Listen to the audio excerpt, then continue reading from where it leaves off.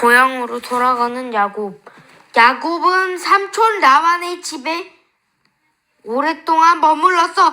내내 가축을 돌보면서 말이야. 원래 야곱은 목자였으니까 가축을 돌보는 일을 잘했겠지. 야곱은 라헬과 레아와 결혼하기 위해 아주 오랜 세월 동안 일했단다.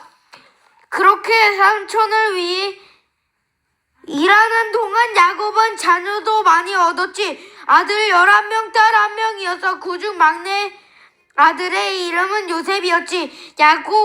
야곱은 막내 아들을 가장 사랑했단다. 왜냐하면 라헬이 낳은 단 한 명의 아들이 바로 요셉이었거든. 그 오랜 세월 동안 내내 야곱은 고향으로 돌아가고 싶은 마음에 굴뚝 같았지. 늘 고향으로 돌아가고 싶었어. 자기가 원래 살던 곳 가나안에 가고 싶었어. 하지만 라반은 야곱을 계속 자기 곁에 두고 싶어 했단다. 야곱이 가축을 아주 잘 돌보았으니까. 나중에 야곱은 삼촌 집에서 일한 대가로 양을 받게 되었지. 전하 조용히 읽어. 얼마 지나지 않아 야곱의 양떼도 아주 많아졌어. 야곱은 부자 목자가 되었지. 하나님이 약속하신 그대로였어. 어느 날 하나님께서 야곱에게 말씀하셨지. 야곱아, 이제 너의 고향으로 돌아가거라. 내가 너를 지켜주겠다. 겁내지 말아라. 그 말씀을 듣고 야곱은 아내와 아들을 데리고 길을 떠나서 소, 양, 낙타 다 이끌고 길을 나섰단다. 야곱 식구들만 해도 그 수가 아주 많아서 줄이 꽤 길어졌지. 야곱 일행이 가나안 나라 근처에 도착했을 때 야곱은 더러 겁이 났어. 에사형이 군인들을 많이 데리고 자기 쪽으로 달려오고 있다는 말을 들었거든. 에사형은 아직도 자기에게 화가 나 있을까? 야곱이 예전에 자신을 속였던 것을 에서는 아직도 기억하고 있겠지. 에서는 그때까지만 해도 야곱을 죽이겠다고 말했지. 그런 에서형이 무서워서 야곱은 삼촌 집으로 도망을 갔잖아. 에서형이 아직도 자기를 죽이려고 할까? 자기 아내와 아이들도 다 죽이려고 하면 어떡하지? 야곱은 정말 겁이 났어. 야곱은 하나님께 기도했단다. 하나님, 제가 형에게 잘못한 것을 압니다. 하지만 제발 저를 용서해 주십시오. 에서형이 너무 무섭습니다. 하나님은 제가 고향에 안전하게 돌아가도록 지켜주신다 약속하지 않으셨습니까? 그래, 야곱은 하나님께 도와달라는 기도를 했어. 그렇지만 그것만으로는 마음이 놓이질 않아서 스스로 깨어냈단다. 야곱은 아직도 여전히 자기가 하나님을 죽어도 도와드려야 한다고 생각을 하고 있었거든. 예전에 죽을 팔아서 형에게 장자권을 샀던 그때처럼 말이야. 야곱은 하인 서너 명에서 에서형을 먼저 보냈지. 그리고 하인들에게 양과 염소를 많이 끌고 가라고 했어. 모두 다 에서형에게 줄 선물이었지. 어쩌면 에서형이 선물을 받고 화를 부를지도 모르잖아. 야곱은 정말 어리석지. 하나님께서는 약속하신 것을 반드시 지키신다는 것을 믿으면 될 텐데 야곱은 아직도 그것을 모르나 봐. 아니면 자꾸 잊어버리든지. 그렇지만 야곱은 하나님을 많이 사랑했단다. 그날밤 하나님께서 야곱에게 천사를 보내셔서 그런데 이 천사는 야곱에게 자꾸 싸움을 거는 거야. 마치 하나님께서 야곱을 이제는 사랑하지 않는 것처럼 보였어.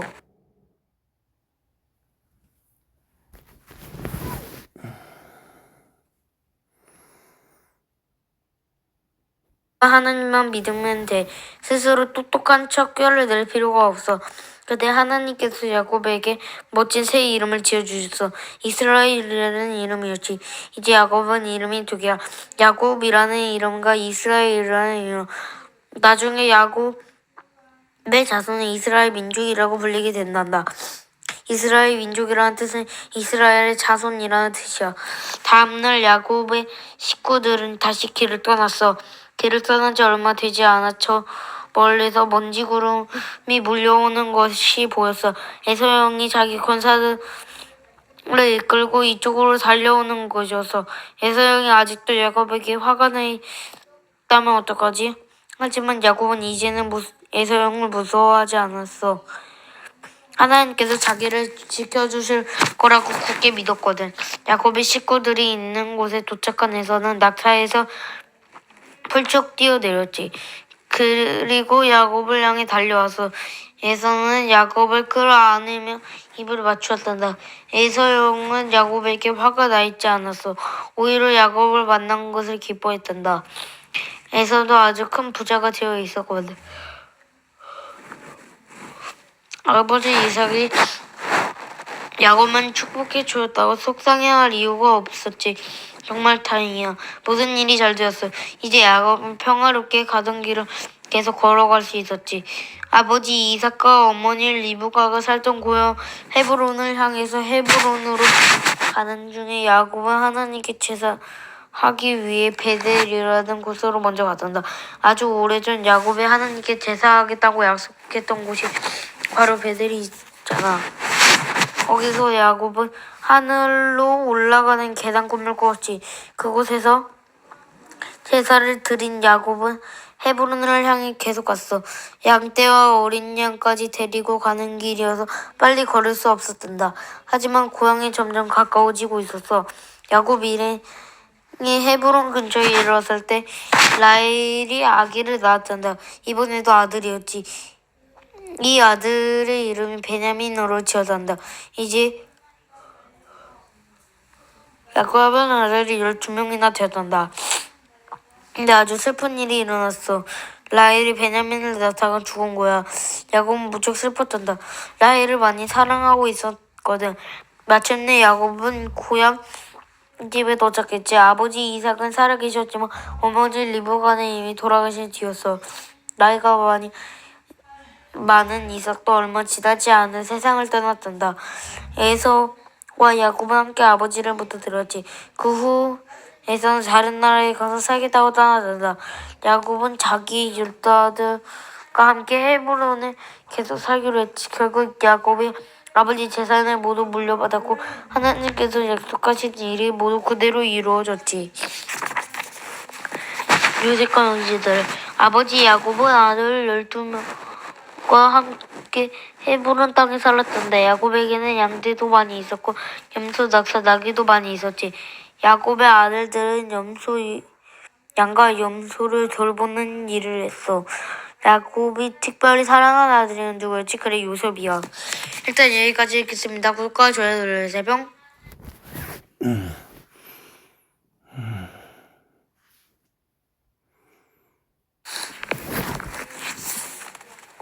야곱은 요셉을 가장 많이 사랑했지. 다른 아이들보다 요셉을 더 많이 사랑했단다. 요셉도 아버지를 많이 사랑했어.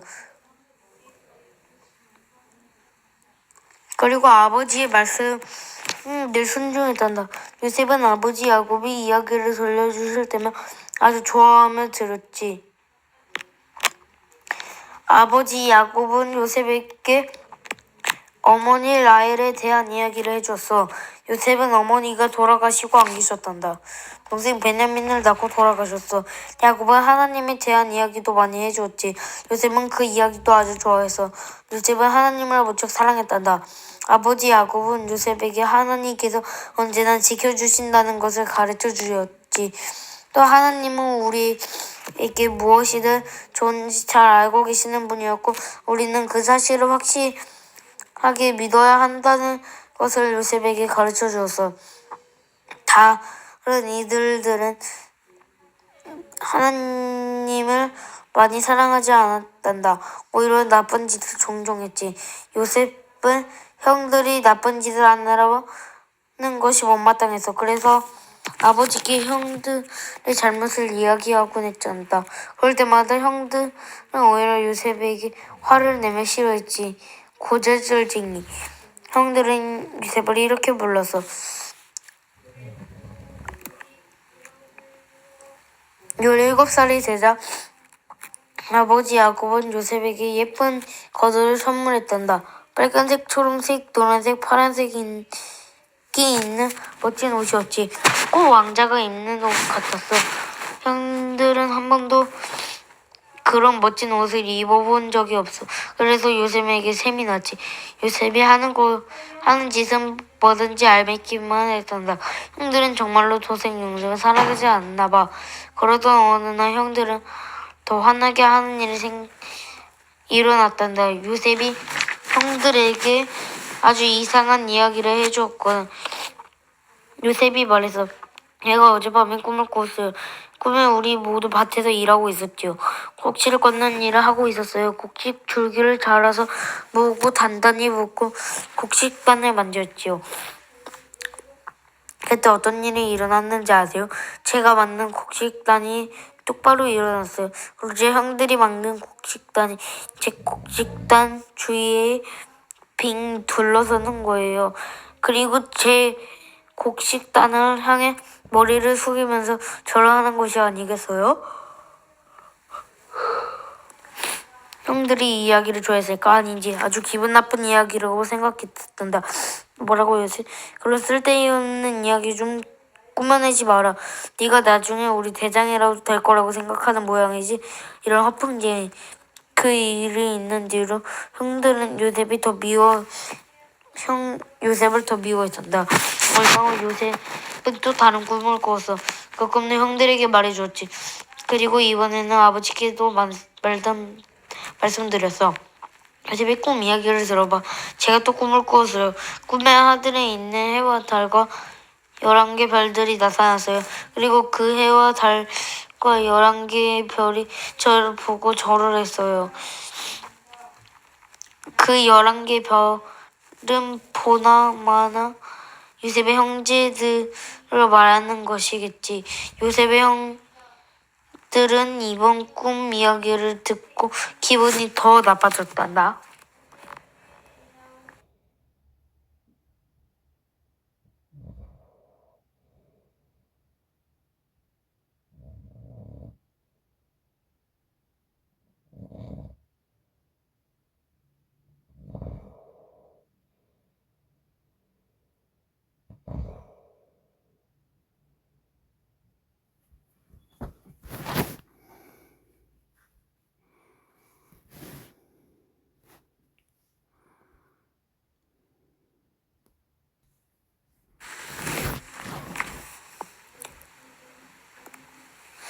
아버지 야곱도 조금 언짢은 마음이 들었단다.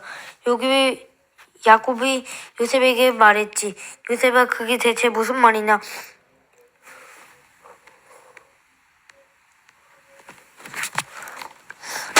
형들과 내가 너에게 절을 할 거라고? 네가 우리 대장이 된다고? 네가 왕이라도 된다는 말이냐? 요셉도 그 꿈이 무슨 뜻인지 몰랐어. 하지만 진짜로 그런 꿈을 꿨어요. 요셉이 말했지. 형들은 요셉에게 머리끝까지 화가 났단다.